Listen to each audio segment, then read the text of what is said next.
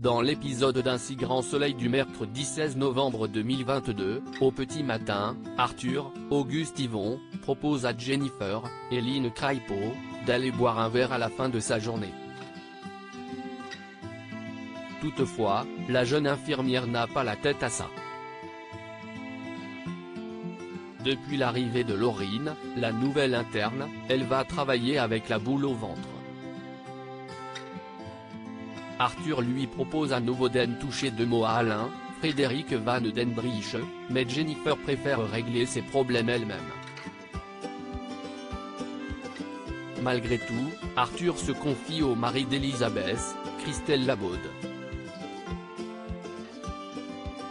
Soulignant que Jennifer ne lui a pas demandé d'en parler, il lui explique que le courant ne passe pas entre elle et Laurine, et que l'interne rend la vie dure à sa petite amie. Alain est surpris, mais promet de voir ce qu'il peut faire. À l'hôpital, la situation ne s'arrange pas entre Laurine et les infirmiers. La jeune interne continue de se montrer odieuse, au point que Jennifer en vient à douter de ses compétences. De son côté, Arthur accepte d'accompagner Boris à une soirée clubbing très prisée. Ce dernier lui présente Laurine, sa sœur. En proie à des soucis financiers, Guillaume, Manuel Blanc, passe un appel à un certain Alexis et lui met la pression pour qu'il règle une échéance.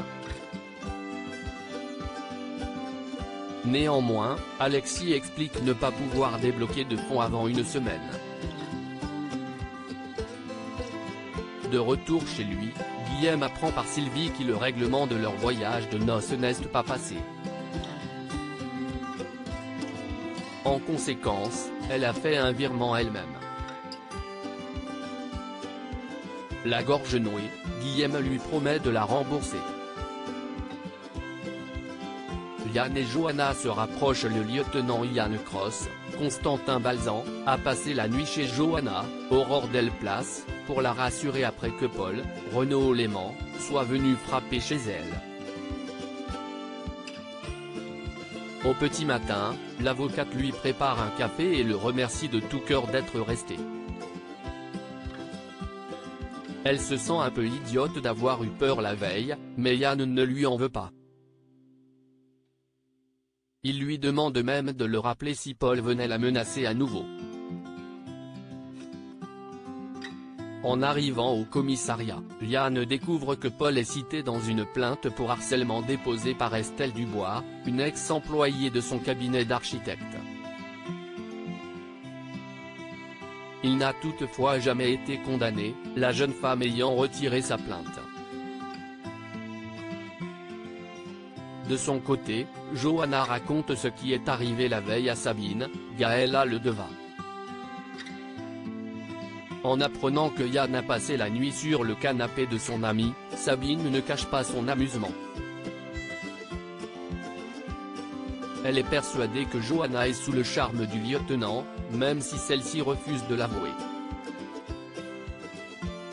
En parallèle, Yann rend visite à Paul sur un chantier et le confronte au sujet d'Estelle Dubois. Il lui conseille également de changer de comportement avec les femmes, à commencer par Johanna, sous peine qu'il ne fouille dans son passé de harceleur et ne ruine sa réputation. Sur le chemin du retour, Yann appelle Johanna et l'informe qu'elle ne devrait plus avoir de problème avec Paul. Pour le remercier, Johanna l'invite à boire un verre.